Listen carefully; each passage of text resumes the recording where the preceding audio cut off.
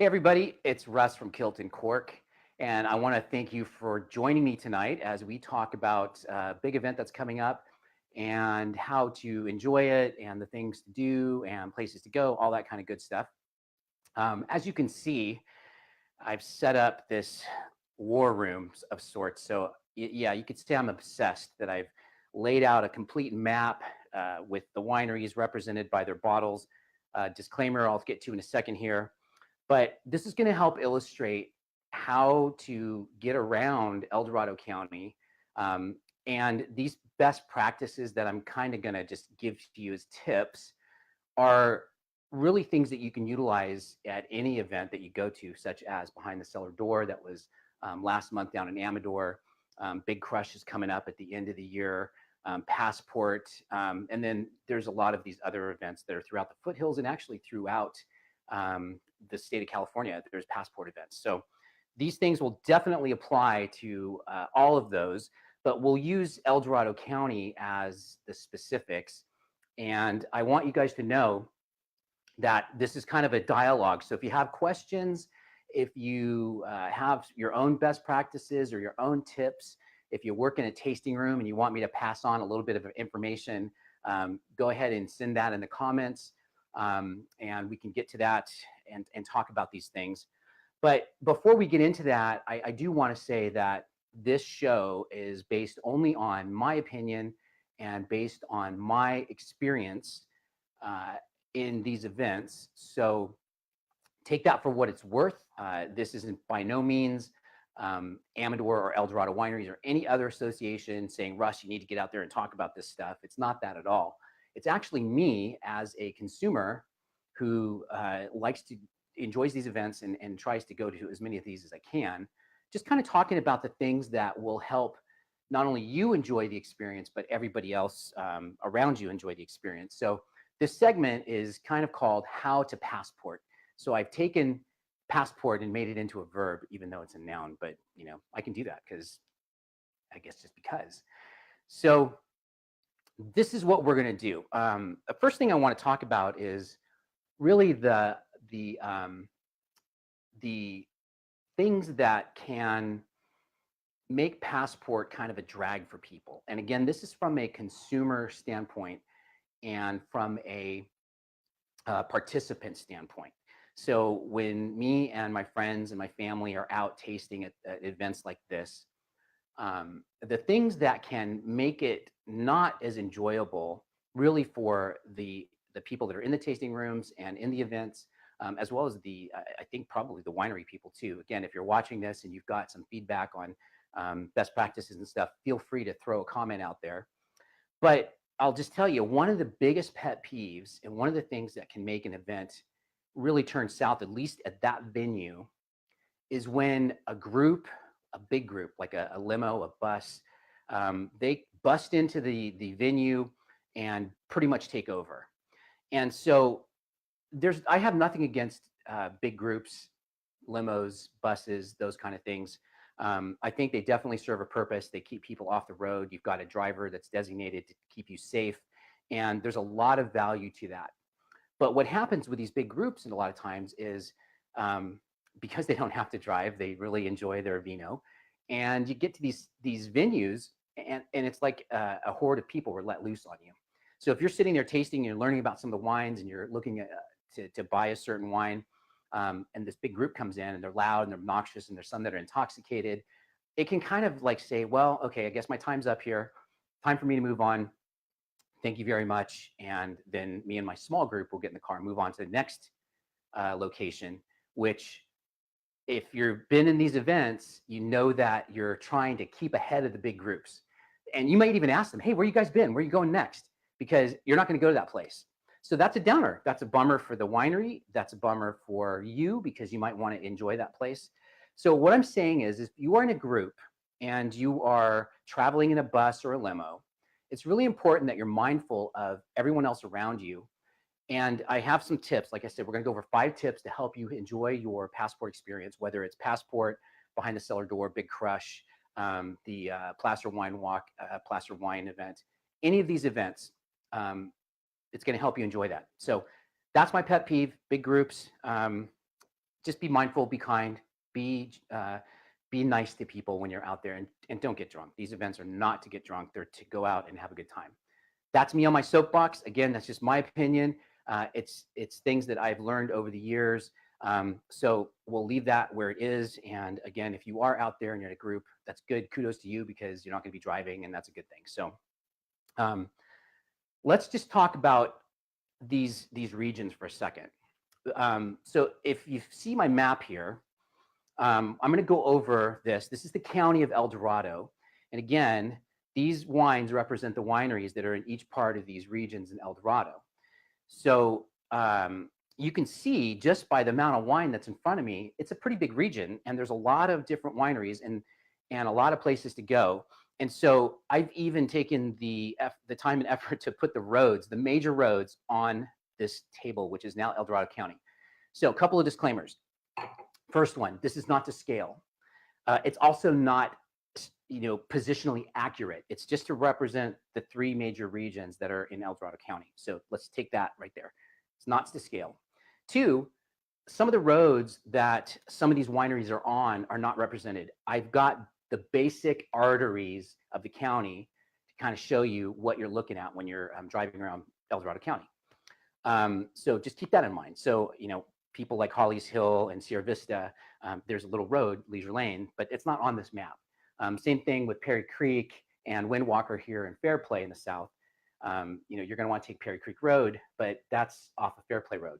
So the roads I have represented here are the major arteries that will get you to all these places. So that's disclaimer. Again, if you're just joining me, my name is Russ Reyes, and we're going to be talking about how to passport and how to have a good time and make it fun for everybody, and basically how to get around.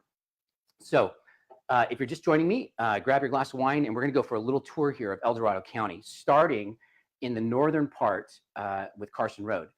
And again, if you're watching this and you have your own best practices, your own ways you like to enjoy, please feel free to throw a comment out there, and we'll get to it and talk to people about it. So Highway 50 is kind of the major artery in El Dorado County, and you can see it's an east to west highway. So again, this is not accurate, but I want the roads to show you the roads that we have. So Carson Road, again, in the north of the county, the northern part of at least the wine region of the county, you can see we've got a really big selection of wineries with most of them that are represented here. I apologize. I don't have every wine from every winery in this county. I just realized that while I was setting this up. So I don't have a Madrona. That's a problem. I got to get a Madrona. I don't have a Rucksack. So, but you can see there's a lot of wineries in the Carson Road, Camino, Apple Hill area. So it's a very popular place to start. A lot of people start in this region on Saturday, and then they move to the other regions on Sunday. So Carson Road, Highway 50. Snows Road connects Carson Road with Pleasant Valley Road. Now, it's not a straight shot like that. So again, disclaimer, this is not to scale, but it is a way to get from from Carson and Apple Hill down to Pleasant Valley, which then you see our Pleasant Valley wineries. We've got 4 wineries that are on Pleasant Valley Road. Actually, this is Sly Park Road once you get to Miraflores. But Pleasant Valley, if you're on Pleasant Valley, you will get to Miraflores via Sly Park Road. So if you're in Pleasant Valley and you've seen these wineries, then you're going to hop on Mount Ockham, East 16 Road, which then is going to take you down into Fairplay. Now, Fairplay area is also quite large. And here's Fairplay Road down here, which is off of Mount Ockham. And if you keep taking East 16 south, you're going to get into Plymouth.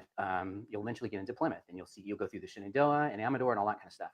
Now, that's not part of our adventure that we're talking about now. That's not part of Passport. That was last month when we went to behind the cellar door. So anyways, that is kind of the general layout. So what does this mean? It means that there are some things that you can do to help you enjoy a Passport experience and to make the most of your day, because you've only got 11 to 5, and the temptation to hit 12 wineries in a day is great. So then you could hit 12 the next day. But honestly, that's not really realistic if you're looking to really learn about the wines and learn about the wineries and enjoy the foods and all that kind of stuff. So here's my 5 tips. And again, my name's Russ. If you're watching this and you have your own comments and your own ways of enjoying an event like this, please throw them out there in comments, and if I can read them, I'll put them out there for you. So the first tip I have for you is be prepared. So what do I mean by that? I think that everybody has computers nowadays, or at least your phone, and you can get on there and look at the route, look at the layout, look at all the wineries that are participating, talk to your friends, talk to your spouse, talk to whoever you're going to be with, and say, let's start. We're all starting at this one winery. Let's say, for argument's sake, you're going to start at Mediterranean down here in Fairplay. That's where I'm starting on Saturday. So let's just say we're starting at Mediterranean. So if we're down here at Fairplay, we're probably going to want to do the Fairplay experience because it makes sense. We'll hit the wineries that we've chosen to visit down here in Fairplay. There's a whole bunch of them. There's at least 7 or 8. Again, I'm missing a couple, but this is a good representation. And we'll just kind of take our time going between these wineries in Fairplay. From Fairplay, we may decide that we want to head up to Pleasant Valley because, again, it's a natural route going from Mount Auckham Road right up to Pleasant Valley. So then we'll hit our Pleasant Valley, maybe a couple of these wineries, and then we'll call it a day. So for me, 6 wineries is about the max that anybody, in my opinion, can really enjoy if you're really looking to savor the wines, learn about the wines, and possibly buy wines. Once you've passed 6, you've kind of pretty much blown your palate out. Again, these are my opinions, but if you're out there, and you're welcome to jump in and kind of give your own opinion. But after 6 wineries, it's all tasting the same. So this is a Lava Cap Zinfandel I'm drinking. It's delicious right now, but I guarantee if I went through this whole section of wines, it would be pretty much the same as all of them. So be prepared, plan your route, bring the stuff you need, snacks, water. We'll get to that in a second, but that's a big one. And when I say be prepared, that's going to kind of go into tip number 2, which is be patient. This is a big event. All these events are big events. You're going to have anywhere from 2,000 to 4,000 people during these weekends at any one time. Now, they're not all going to be on the same day, but let's just assume you've got 1,000 people out there. You're going to get to a tasting room eventually, and there's going to be a crowd. It could be that group that we were talking about earlier of the limo, the bus. And so you just kind of have to roll with it and expect that when you're out and about. Everyone's here to have a good time. Everyone's here to enjoy the weather, enjoy the day, enjoy the wineries. So you may have to be patient and wait your turn to get up to the areas where they're tasting these wines and pairing them with the food. And that's not a bad thing. Meet somebody new. If I'm out there, and I'll tell you who I'm going to be with here in a second, say hi, talk to me, whatever, while you're waiting, because that's part of the joy of these events is meeting people and getting out there and talking to people and finding out what they're enjoying and finding out kind of what their experiences are. So it's a really big thing. Be patient. That's a big issue when you're out there. It's no fun when people are like rushing you and all that kind of stuff. The next thing is kind of my own belief, and I share this belief, I think, with a lot of people that go on these events. And that's, if you enjoyed the wine at this winery, buy the wine. There's a couple of reasons for that. These wineries are opening their doors to you, and they're pouring a lot of wine these weekends. You may say, well, they have a lot of wine, or they can afford to pour a lot of wine. Well, some of these wineries are small boutique wineries, and this is an expense for them. So they're business people just like anyone else, and they are small family businesses in a lot of cases. So buying wine from them while you're out there is important. It's important to them. It's important for our economy up here, wherever this region may be, whether it's Amador, El Dorado, Placer, or wherever. And it's a way for you to take home something that you enjoyed. So I really encourage you, even if it's a bottle of wine, you don't have to buy from every single winery because you may not like the wine at every single winery. And that's a shame, but it's just the way it is. We all have our favorites, and we all kind of have our own palates. But if you enjoyed one of the wines at the winery, pick it up, buy it, take it home with you, because that's now a souvenir from this amazing event that you just went to. And it's going to help everybody, including you, because you're going to get to drink that wine when you get home and enjoy it with your friends. So buy wine. That's tip number 3. Tip number 4 is important as well. And that is, you need to stay hydrated. It can be cold, it can be wet, like it was during Behind the Cellar Door. We were there a couple of weeks ago. And yeah, we were getting wet, but that's not being hydrated. You're putting a lot of wine into your body, and you need to stay hydrated so that you don't have a headache, so that you can still enjoy your day out there. And I think a lot of people forget that. They forget to drink water while they're out and about during the day. And it's a shame because it can really make your end of the day experience more difficult on you than if you just kept drinking water. So my kind of rule of thumb is I try to drink as much water as I can in between each winery. So as I'm driving, I'm drinking water. It's also kind of clearing your palate so that you can go to the next winery and enjoy their food and enjoy the wines. So that's a great thing to do is drink water because it helps you hydrate. It also helps clear your palate, and you'll kind of enjoy the experience more. If I can add something with that hydrate thing, I know a lot of people like to chew gum. And if you're chewing gum in between wineries, you're just killing your palate. So don't chew gum while you're between wineries. And unless you're the designated driver, then go for it. But if you're not, don't do that. So my final tip number 5, I think is probably self-explanatory, but have fun. You're out there in the wine region to enjoy the people you're with. You're out there to enjoy the wineries. You're out there to enjoy the weather. If it's going to be great weather, who knows what we're going to have this weekend, but you want to have fun and just enjoy that experience. It only happens once a year. And these people are, like I said, the tasting rooms are opening up their doors to you. They're going to be serving you food, and you can really get a well-rounded experience for your money. People buy these tickets and like, well, I paid good money for this event, so I'm going to drink as much as I can. I'm going to tell you, that's a horrible way to look at a Passport or any wine tasting event. It really is not about drinking as much as you can to get your money's worth, because if you went and tasted at 12 wineries and you paid $5 to taste at each winery, that's a $60 day. Well, think of it this way. You're not only getting to taste at these wineries, but you're getting an experience. You're getting to have food that they've specially prepared to pair with their wines. And some of these wineries, I'm telling you, are going off the hook with their food. So I'm really looking forward to it. And I know you guys are too. So have fun. Keep in mind that, it's about the experience, about enjoying the people around you, and about tasting and meeting new people, tasting wines and meeting new people. Don't taste the people. That's we're not even going to go there. Anyways, if you're just joining us again, my name is Russ. We're going to be wrapping up here in a minute, but we've been talking about Passport and how to have a good experience and how to kind of navigate while you're out there. Definitely have a plan. Reminder, if you're starting in Camino, that's probably all you're going to see is Apple Hill and Camino that first day, because there's a lot to see there. If you're starting in Pleasant Valley or Fairplay, you definitely can hit those 2 regions in a day. And if you only have one day, we didn't talk about that, but if you're only going one day, just pick out 6 wineries, maybe 2 from each region, and that's very doable. You can definitely hit 2 from here, 2 from here, 2 from there. Maybe add an extra here or there, and you'll have a great day. So speaking of getting around, there's been a lot of concern, even now, because people have been reading the news or they've been seeing it on the highways, that there's going to be road construction through Placerville on Passport weekend. That is not the case. So I repeat, that is not the case.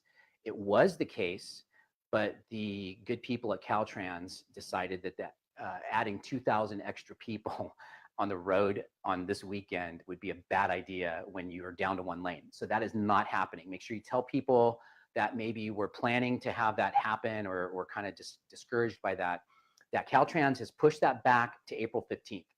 So on April 15th, they're going to start their construction. It'll be down to 1 lane, but otherwise we're good to go with that. That's really about it. I want to thank you guys for joining me tonight and talking about Passport. You can still get tickets. If you haven't got tickets and you want to get out there, get your wristband, gold VIP wristband here. You definitely want to do that. They're still available. If you are watching the show, use KAC3. That's a code that'll get you $5 off. And actually, if you're going to the gala tomorrow night, you can still buy tickets to that. And I have a code for that too. It's actually Gala 5, GALA 5, and that'll get you $5 off that gala ticket. Otherwise, I hope to see you out there this weekend at Passport.